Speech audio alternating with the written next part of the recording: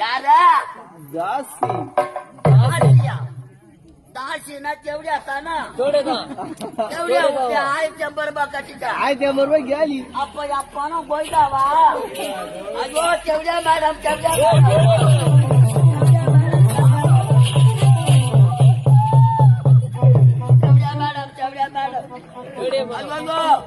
பணம் இல்லாத போனா என் பொண்டாட்டி சேர்க்க மாட்டேன் பில்லு இல்லாத போனா ஹெல்பர் பீஸ் கயிறு பிடிக்க முடியும் மாமா வேலை போட்டே செஞ்சே உனக்கு மேடம் மேடம் செவடியா மேடம் செவடியா மேடம் மேடம்